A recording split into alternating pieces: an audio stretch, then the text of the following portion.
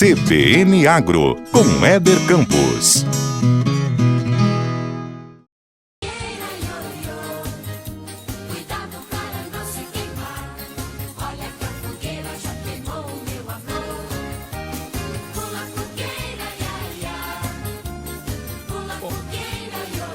Tudo bem? Bom dia para você. 8 horas mais 4 minutos em Campo Grande, nesse momento. E por que a gente está tocando uma música dessa, hein, Valdir Nunes? Bom dia, né? Mês de junho, festa junina. Sabe que essa é uma relação que a cidade tem com o campo, né? São as relações que nós mantemos com o campo através da música, através da comida, né? Através da cultura. E talvez o meio que o povo urbano, o cidadão urbano, perdão, mantém relação direta com o campo é justamente, né, a tradição, a cultura, a comida. Solta essa então, vamos lá. Obrigado ao homem do campo, pelo leite, o café e o pão. Deus abençoe os braços que fazem o suado cultivo do chão. Obrigado ao homem do campo, pela carne, o arroz e o feijão, os legumes, verduras e frutas. Justamente o que eu dizia, né? Como essa nossa ligação com o campo ela é muito grande. Essa dependência que nós, do meio urbano, temos com o campo é muito grande. E quando nós ouvimos essa música, ou a primeira que nós tocamos, a música da festa junina, né? A gente volta às nossas raízes. Eu, pelo menos, eu tenho um avô leiteiro. O outro era realmente peão de fazenda. Papai também, né? Leiteiro.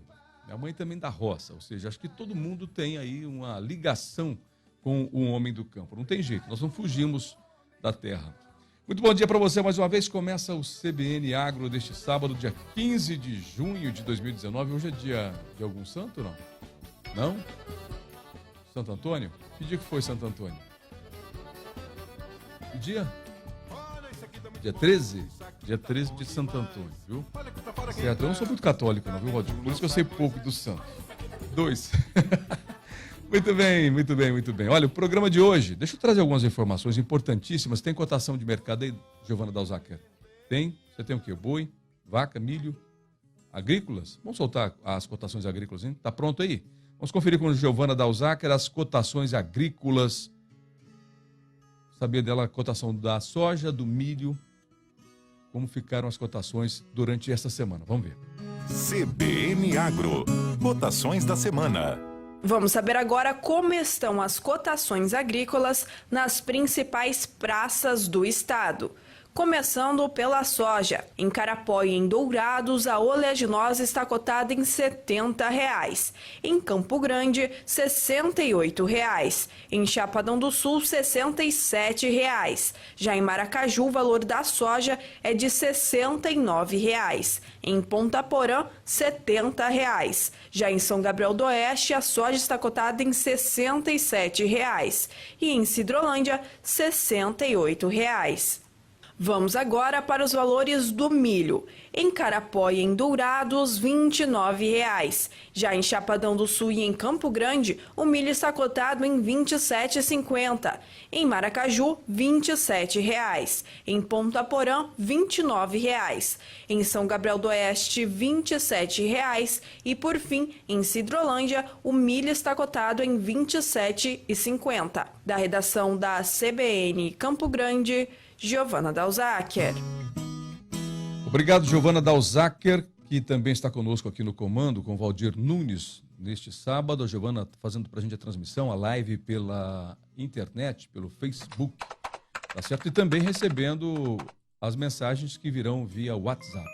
Anote aí, 999323500. Vou repetir, 999323500. Esse é o WhatsApp da Rádio CBN Campo Grande, que nesse momento eu estou compartilhando no meu perfil também essa transmissão. Vamos lá, estou compartilhando com vocês. Isso, quem está assistindo já pelo Facebook está vendo eu utilizar aqui o meu telefone, meu smartphone, para poder fazer esse compartilhamento. Deixa eu aproveitar que já estou recebendo também o WhatsApp aqui dos amigos. O prefeito de Figueirão, Rogério Rosalim, está acompanhando a gente, muito obrigado. Toca novamente a música do Dom Ravel aí. Obrigado ao Homem do Campo, depois eu explico. Vamos lá.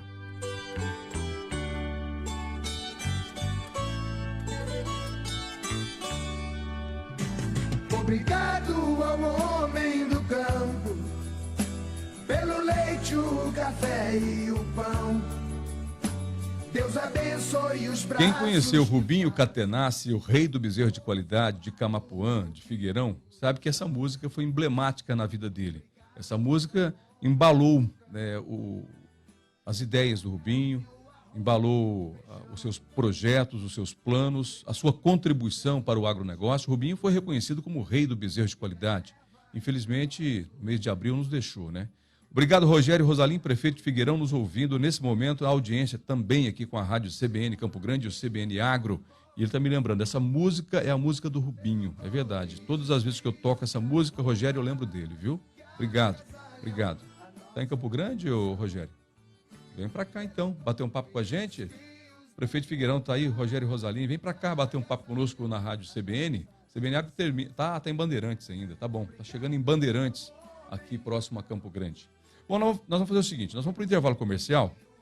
Antes do intervalo, deixa eu fazer o seguinte aqui. Ontem eu recebi uma informação da Iagro sobre o fechamento. Hoje é o último dia para vacinação contra a febre aftosa, viu? A campanha termina hoje, sábado, porque o governo federal estendeu até o dia 15 de junho para o Pantanal. O Mato Grosso do Sul tem essa característica de Planalto e Pantanal. No Planalto terminou a vacinação no dia 31 de maio, né? Não, 30 de abril, perdão. Maio, 31 de maio, tá certo. Dia 31 de maio, nós estamos em junho, tá certo. E no Pantanal, a vacinação encerra hoje, neste sábado, dia 15, tá certo? Bom, e chegou então ao fim, em Mato Grosso do Sul, prazo para que os produtores da região do Pantanal realizem a vacinação obrigatória de bovinos e bubalinos contra a febre aftosa, finalizando assim a campanha que, para essa região, considerada pelas suas características, pode ser realizada em maio ou novembro. E para as regiões do Planalto e também da fronteira, terminou no dia 31 de maio. Neste mesmo período, os pecuaristas tiveram a oportunidade de atualizar o cadastro do rebanho, pagando uma taxa diferenciada pelo excedente, sem que fosse gerado auto de infração. O fechamento parcial da campanha, com dados recebidos até na sexta-feira, dia 14, divulgado pela equipe da Iagro, que é a Agência Estadual de Defesa Sanitária Animal e Vegetal, mostra que nas regiões do Planalto e fronteira, os números ultrapassaram os 90% de alcance.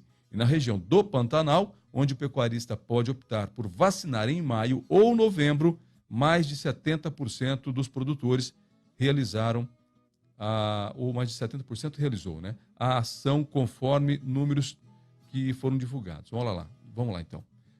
Região do Planalto, 50.930 propriedades, 16.169.307 animais vacinados do rebanho, 92,80%. Pantanal, 1.702 propriedades vacinaram, 3.108.441.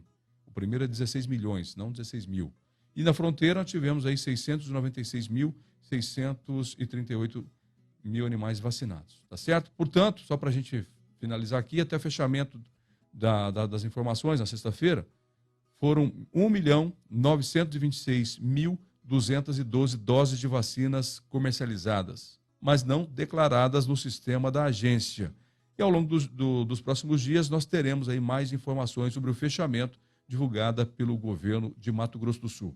Muito obrigado a Kelly Venturim, que é da Semagro, que nos passou a informação. A Kelly é da assessoria de comunicação da Semagro e Agro e nos passou a comunicação ainda há pouco. Muito obrigado. Bom, nós vamos para o intervalo comercial. Depois do intervalo eu tenho um entrevistado.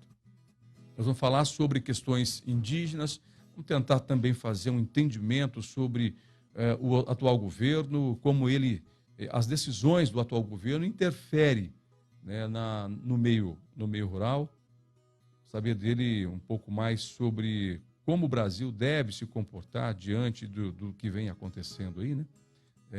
O doutor Neuli vai bater um papo conosco, a Marília, advogado, vai bater um papo conosco, tem mais de 40 anos atuando na advocacia, e daqui a pouquinho eu vou bater um papo com ele. Vamos rodar o comercial, a gente já volta, Valdir. CBN Agro Entrevista.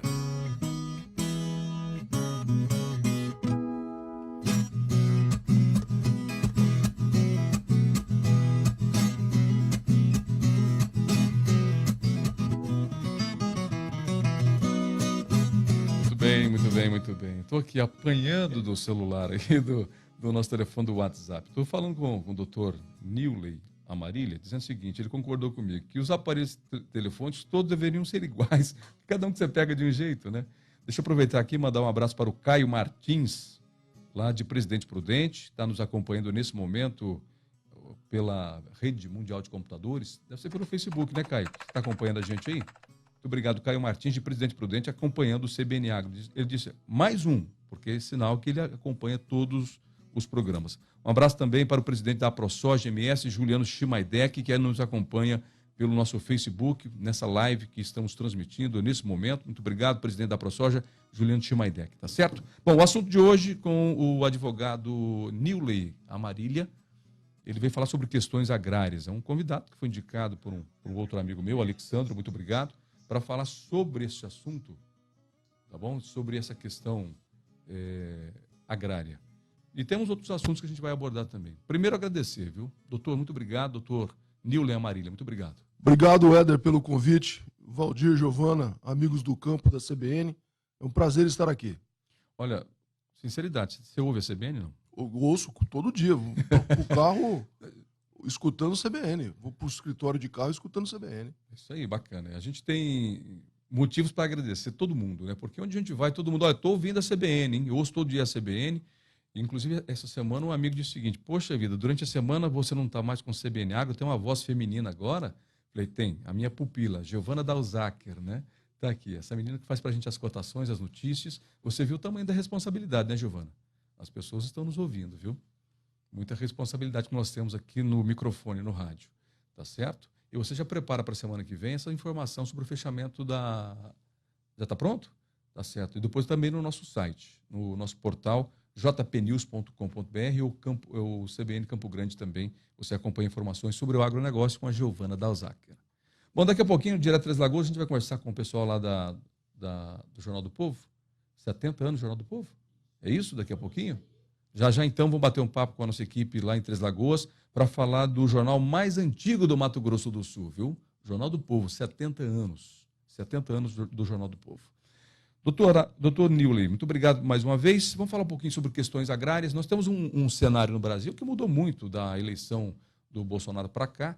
Nós tínhamos um governo de Lula e de Dilma, né? Um governo com um viés diferente em questões ideológicas, né? Eu não quero tratar extrema esquerda, extrema direita, porque eu acho que esse calor já está demais, essas questões ideológicas. Não quero trazer o tema dessa forma, mas quero trazer isso com muita maturidade. Mas temos um cenário diferente, a gente tem que entender que existe um cenário diferente e cada governo que entra tem um comportamento ou uma visão diferente em relação às questões econômicas e desenvolvimento no Brasil. E aí nós temos, na questão econômica, o agronegócio. Dentro do agronegócio temos as questões agrárias, né? Qual o cenário que o senhor vê? Olha, eu penso que esses extremismos realmente não contribuem. Não é? Essa questão ideológica, sobretudo tratada com esse ódio que muitas vezes a gente vê, não contribui para nada. Agora, é preciso entender que o agronegócio se insere como uma atividade econômica importantíssima, sobretudo na produção de dividendos, de divisas, aliás. Não é? O Brasil é um grande exportador e tem muito de sua economia baseado no agronegócio. Então, antes de se falar de política de governo, é preciso que se entenda que o Estado brasileiro deve orientar as suas políticas de uma forma, por assim dizer, a longo prazo, voltada ao agronegócio, escutando quem lidera o agronegócio. É evidente que é preciso cuidar das questões sociais, das questões trabalhistas, das questões das minorias, não é? Mas como política de Estado. Não se pode conceber, numa atividade tão importante como o agronegócio, como em outras, que a cada 4 ou 8 anos, conforme o governo, tudo mude. Isso é sintoma muito claro da nossa imaturidade política. Então, eu acho que a primeira questão que nós precisamos enxergar e exigir dos governos é que, nada obstante, tenha um governo e depois tenha outro, um do fulano, outro do beltrano, nós precisamos exigir que essas políticas tenham perenidade. Haja planos, programas que se estendam durante o tempo. Porque o homem do campo, você sabe bem, faz negócios muitas vezes a longo prazo. Quem arrenda uma terra para plantar soja, arrenda por 7, 5, 10, muitos anos. Não é? A mesma coisa a questão da cana-de-açúcar, ou a questão do boi. Então não se pode, a cada ano, alterar tudo. Há um grande prejuízo em todas as áreas, não só econômica, mas também social, trabalhista, e a imagem do próprio país lá fora, que é com base nela que muitas vezes os nossos produtos são vendidos. Né? Então, Éder, eu penso que a primeira questão que nós devemos exigir dos governos é um tratamento com maior constância sobre essas questões. Eu concordo plenamente sobre essa sua visão de que a continuidade dos trabalhos implantados por um governo anterior deve continuar assim no outro, em especial no agronegócio, né? É claro que dentro de uma visão construtivista. Lógico. Né? A questão é que muitas vezes, quando nós trocamos um governo, muda-se também os objetivos, muda. Só que o produtor não muda, ele continua produzindo. Exatamente, naquele mesmo lugar, da mesma forma. Da mesma forma. Eu concordo, deveria haver um consenso, ou um entendimento, ou uma lei, não sei, criada, que a partir do momento em que se criou um projeto de lei para o setor rural, em especial porque esse é um setor de segurança pública. Você imagina se começa a faltar alimento no país, se todo mundo para de produzir, ao caos que vira o nosso país. Exatamente. Então, é um setor que é um calcanhar de Aquiles de qualquer país, inclusive do Brasil. Tem setores, claro, todos os setores são importantes, segurança é importante, educação é importante, mas comer é mais importante, é fundamental para a vida. Então, deve, sim, claro que haver projetos onde haja continuidade. Infelizmente, quando há essa troca de governo, muda-se também, né, o que foi decidido anteriormente. Isso é muito ruim. Sem dúvida. Agora, tem um aspecto, por exemplo, você falou em segurança e eu aqui me lembro do seguinte, né? A questão da segurança no campo, voltada, sobretudo, à questão dos sem terra e a questão dos índios, sobretudo aqui no estado do Mato Grosso do Sul, a gente viveu um período até mais ou menos 2015, 2016, de grande insegurança, invasões indígenas. Então, isso realmente cessou. Mas o problema está lá. O cessou, digamos assim, aquela exteriorização que é a violência, a invasão, mas o problema não foi solucionado. Isso continua, digamos, dentro de uma panela de pressão, fervendo, uma hora estoura. Então, é nesse sentido que eu digo que é preciso que haja políticas do Estado, para resolver problemas de um modo definitivo. É difícil? É difícil. Será possível? Talvez não. Mas é preciso, obviamente, que caminhar para isso. A gente, como diz, né? A perfeição talvez seja impossível alcançar, mas você tem que buscar fazer as coisas de modo correto. Então, nesse aspecto, houve uma melhora, digamos assim, em termos de segurança do governo anterior para esse. Óbvio, isso é óbvio. Mas não se pode perder de vista este aspecto. Mas como que nós vamos resolver o problema da indígena? Nós vamos simplesmente proibir, né, que eles se manifestem, que eles tenham terras, que haja garantia de terras, que haja uma política voltada a eles? Quer dizer, você não consegue proibir. Então é um problema que fica aí latente e daqui a pouco irrompe de novo e traz toda uma série de consequências que é muito ruim para todo mundo. E essa questão, não vejo que é só uma questão governamental, é uma questão social, né? Toda a sociedade tem que envolver-se nessa questão. O governo anterior, ele trabalhou muito nas questões agrárias, né, nas questões indígenas, pequenos produtores e na questão dos sem terra, né? Claro, teve também a sua participação, e nós temos que reconhecer, porque o Blário Maggi estava lá, que é um homem do setor rural, né, que estava no governo do Temer e também acho que teve no governo da Dilma, né, que ajudou muito também os grandes produtores. Mas a questão são os conflitos que são gerados dentro dos governos e jogando a sociedade contra a sociedade. Então, nós temos pequenos produtores, produtores familiares, sem terras, indígenas, e temos o outro lado, que são os produtores de maior escala. Esse conflito que é gerado dentro de uma administração é muito perigosa.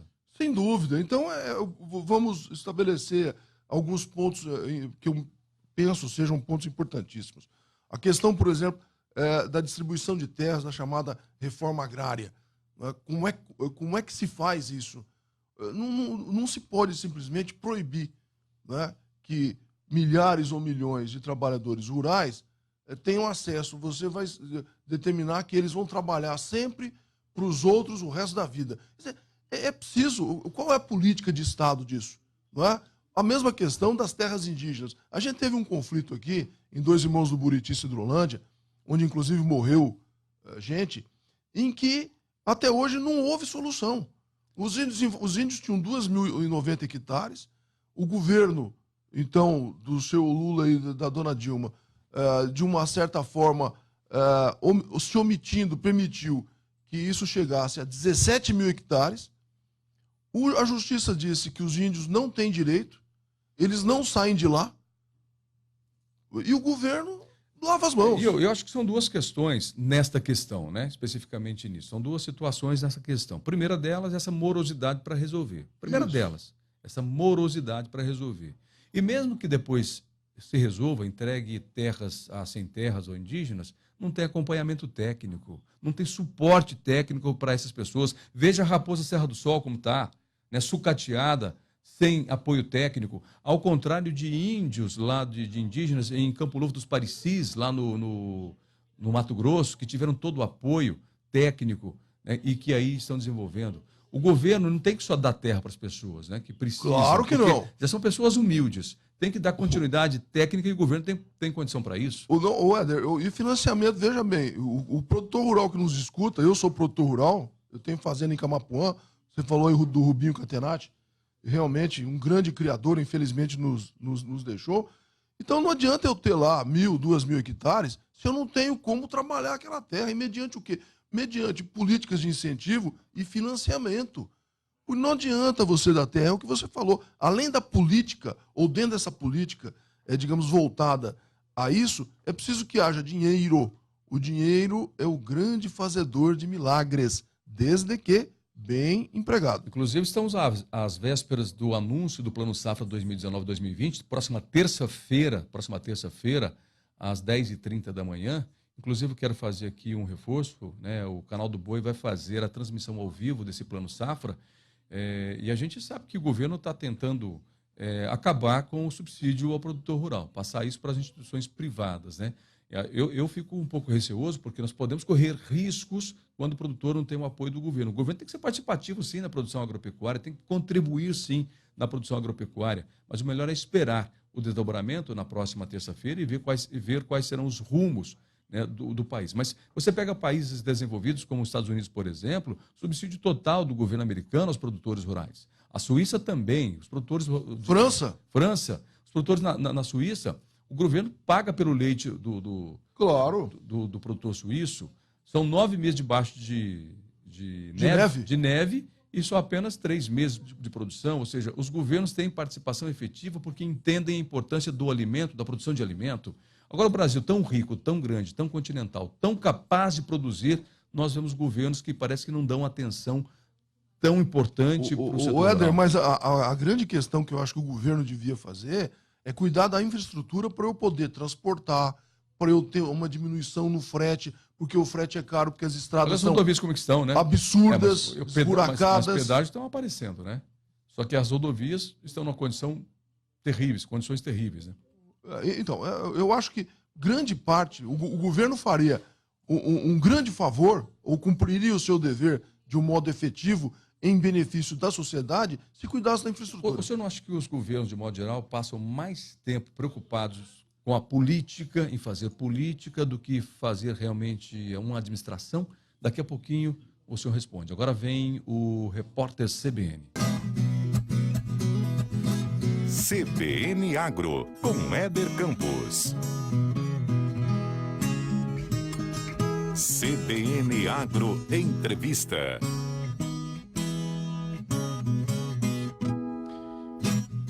8 horas mais 35 minutos. CBN Agro continua com a entrevista com o doutor Newley Amarília, ele que é advogado das questões agrárias, conosco batendo um papo justamente sobre essas questões no Brasil, né? Uma vez que nós temos uma mudança de cenário político no país e como que essa mudança vem interferindo ou como interfere a cada governo. Isso será que contribui para o setor agropecuário? Será que atrapalha o setor agropecuário? Temos aí várias situações no país que a gente tem que considerar, né? No setor que é o mais importante da economia brasileira, o que mais exporta, o que mais arrecada, o que mais contribui para a balança comercial brasileira, e é claro que os governos devem ter prioridade para esse setor ou dar uma atenção especial, como a gente falava agora há pouco, na questão do subsídio, né, doutor? Exatamente. Eu acho que modernamente, cada vez mais, vai se retirar esse subsídio. Isso é uma tendência mundial. O que você precisa entender é o seguinte: o governo, ele não vai dar a mão e nem deve subsidiar a atividade do grande produtor. O grande produtor conta com o governo como? Através de políticas de preço, políticas de armazenamento, de escoamento e, sobretudo, cuidando das estradas, da segurança. Eu penso que esse é o grande, digamos assim, entre aspas, subsídio que o grande produtor espera do governo. Que o governo dê ele segurança para produzir, segurança para escoar a sua produção. Isso é o que o governo deve fazer. Agora, o pequeno produtor, aquele que realmente precisa de uma ajuda, precisa de um apoio, eu acho que esse pode, naturalmente até deve, ser subsidiado pelo governo, dentro de padrões claramente transparentes.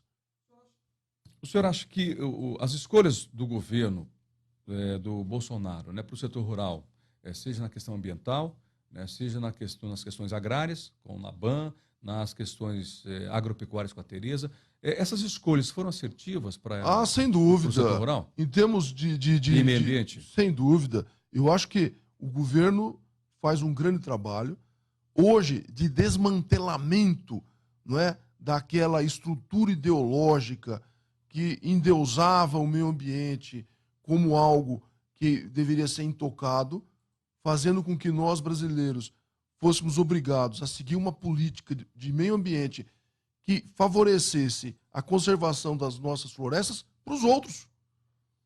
Ou seja, óbvio que eu não estou aqui dizendo que o erro dos americanos e europeus que dizimaram suas florestas justifica que nós façamos isso com as nossas. Nós devemos preservá-las, óbvio, mas devemos, por isso, cobrar um preço. Nós já preservamos. A NASA já mostrou isso. 66% do território brasileiro é preservado. Nós produzimos em menos, muito sem menos. Sem dúvida. Mas eu digo, é preciso, Éder, então, que se valorize isso lá fora e se pague para nós isso, compreendeu? Concordo também. Nós temos que receber por isso. É claro, porque você ser obrigado pelos organismos internacionais a ter uma política ambiental de conservacionismo, quando eles lá fora, que nos impõem isso, há muito tempo já não o fazem. Olha a Europa. A Europa tem países que não têm 98% do território preservado. Sim. Pega a Noruega, por exemplo, não tem uma árvore no chão. Então, eu acho que o governo, ao procurar desmantelar isso, o governo atual o faz de forma correta, e o passo próximo que nós devemos dar é no sentido de exigir desses organismos internacionais que ficam nos pressionando a conservar, que eles nos paguem por essa conservação. Uhum. Bom, diante desse cenário político que a gente está analisando ainda, nós vimos nos últimos dias muitos ataques ao governo, aos ministros, em especial ao Moro. Nós vimos aí algumas tentativas, eu não sei se de grupos, ou de ideologias, ou de interesses partidários, mas a gente tem percebido algumas tentativas de desmantelar, como o senhor disse, esse governo, né? Como o senhor analisa essas tentativas? Olha, eu penso que existe aí, no caso do Moro, das conversas que foram vazadas, ou de certo modo, segundo, foram hackeadas, né, do grupo do qual ele participava em WhatsApp, junto com os procuradores da Lava Jato, é que há dois aspectos que precisam ser claramente separados. O primeiro é o seguinte: friamente, ou de acordo com a lei, o juiz julga e o procurador, que é do Ministério Público, acusa e o defensor, o advogado, defende. O juiz julga com imparcialidade. O que o Moro fez, se verdade for, de participar de grupo de WhatsApp com procuradores do Ministério Público, em si não é problemático. O problema é o conteúdo. Como o juiz não pode orientar, seja o advogado de defesa, seja o procurador, o promotor, o acusador, de como agir. Ele, quando muito, pode tratar de aspectos gerais, de aspectos da academia, como se diz, de doutrina, mas não dizer, ó, faz isso, faz aquilo. Então, eu não sei se esses diálogos são verdadeiros. Eu primeiro abomino que tenham sido vazados.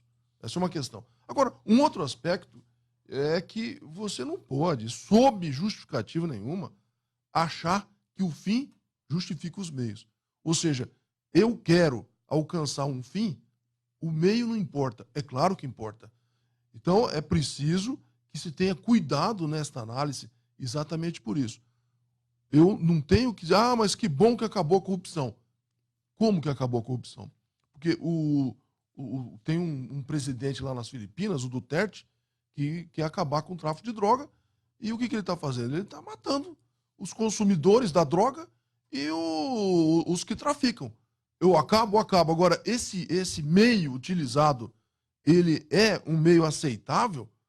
É a mesma coisa. Quer dizer, eu vou acabar com a corrupção a qualquer custo?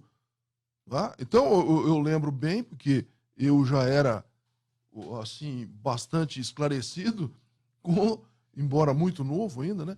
Na época da Revolução de 64, né? O que os militares pretendiam era exatamente, vão acabar com a corrupção, vão acabar com o comunismo. Bom, eu acho que é uma finalidade ótima. Agora, o meio foi adequado. Eu não estou aqui criticando, eu só estou dizendo que é preciso que a gente faça sempre esse tipo de análise. Eu acho que o meio adequado para você agir no Estado Democrático de Direito é seguir a lei, é seguir a Constituição. Doutor, estamos terminando o programa, porque hoje o Paulo Cruz é gravado hoje. Tá certo. Então tem que liberar aqui no horário para o Paulo Cruz hoje. Ele está acompanhando a gente aqui, mandou um abraço aqui pelo Facebook. Me disse o seguinte, acelera. Vou acelerar, Paulo Cruz. Para a gente finalizar aqui, né, a sua opinião, o Brasil, do jeito que está, com essas divisões que nós temos, né, ideológicas, tem jeito? O Brasil tem jeito, é preciso que nós confiemos na educação. A educação é a mola propulsora do progresso e da civilização. Se o governo nos garantir educação, este nosso povo hoje será um povo muito melhor, num futuro muito melhor para todos nós. E o agro pode contribuir de que maneira para esse Brasil? O agro vai contribuindo fazendo o que faz hoje, produzindo. Esse nosso homem é trabalhador, quer produzir. Como dizia antigamente, acho que no governo, ou diziam para ele, deixa o homem trabalhar, é preciso que nos deixem trabalhar e nos deem condições. Boas estradas, menos impostos, logística, e por aí vai. Impostos. E por aí vai, segurança. Aí nem precisa colocar dinheiro para poder emprestar para o produtor, né? Se der condições, o produtor se vira, né? Como se virou até hoje. Como se virou até hoje, concordo. Muito bem, doutor Newley Amarília, muito obrigado. Ele é advogado das questões agrárias, produtor rural aqui em Camapuã, né? Faz bezerro de qualidade também, viu? Desmão ali, agora está criando Nelore pintado agora também, é isso? É verdade, Nelore pintado. Vamos ingressar nessa nova atividade aí. O senhor vai voltar para falar do Nelore pintado daqui uns dias, tá? Não, me chama, com prazer. Vamos falar do gado de corte e do Nelore pintado, que é uma grande paixão. Aproveito para mandar um abraço para o Elinho Assunção, Correia Assunção, lá de Bela Vista, né? O Elinho, um maior criador de Nelore pintado do Brasil. Temos também aqui o Elinho em Camapuã, também que era criador de Nelore pintado. O Rubinho também criou. E o Rubinho que criou também, né? Muito bem, ficamos por aqui com o CBN Agro. Muito obrigado. Na sequência vem o Paulo Cruz com o CBN Motors. CBN Agro, com Éder Campos.